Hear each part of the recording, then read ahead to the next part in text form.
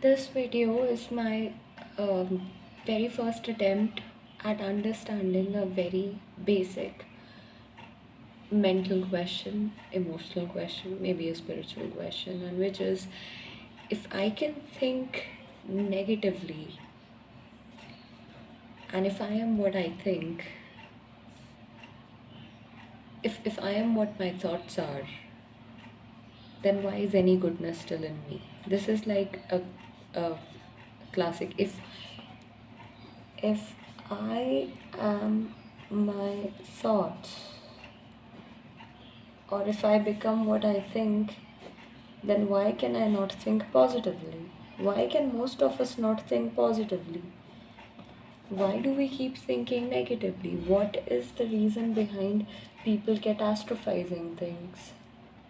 What is the reason behind people knowing that they are their thoughts, or their attention flows towards their thoughts, or their thoughts are very important? What's the reason behind when great philosophers say cogito ergo sum, I am because I think, and if all the world lays greatest emphasis on the thoughts, saying seek therapy if there's something wrong with your thoughts, or there's entire neuroplasticity and neurodivergence and depression and people studying the brain and neuroscientists and everyone reading the brain and working on the brain, if there are drugs that work on the brain, if there are psychedelics that work on the brain, why is it that people don't seem to get a breakthrough through the brain? Even the pen stopped working. What is the reason behind why is it that we can think negatively and not become that negative, but we cannot think that very positively? And in my quest of dealing with a lot of stuff and going through a lot of nooks and corners of my brain, and thinking and an overthinker's hell, after having gone through an overthinker's hell, because most of the time it is inside my system that I live, I seem to have figured out that this entire structure is incorrect. We are not our thoughts, rather we are a total system. Rather, we are a total system, which means we have our thoughts, and then we have our emotions, and then we have our body, and then we have our soul.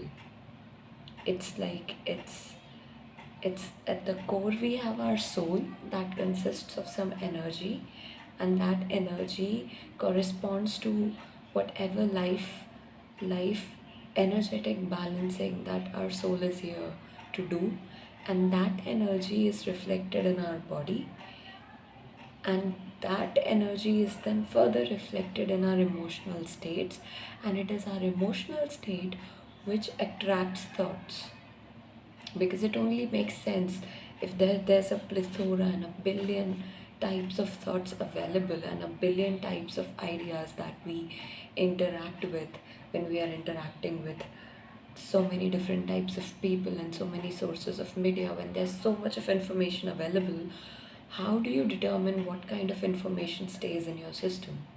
What is that attracting factor? What is the factor which is sustaining those thoughts in your system?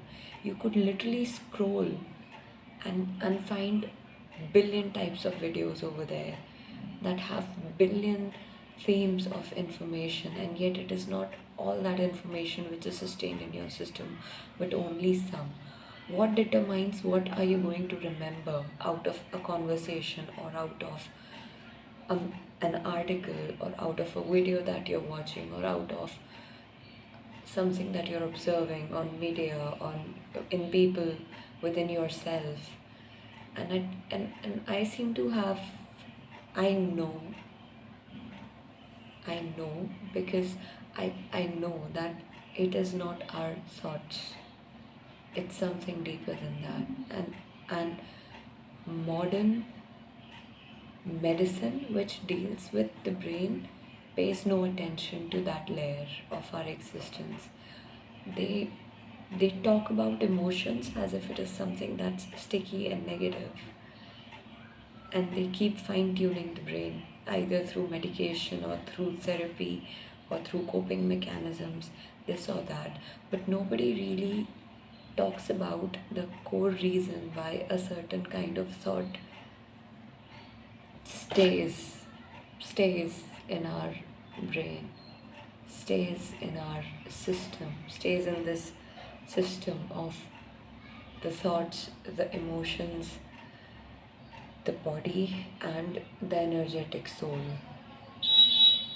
And I might post more on that because it will be a big breakthrough if someone really starts talking beyond the egoic brain and starts talking about the real aspect, the real thing that is attracting those thoughts.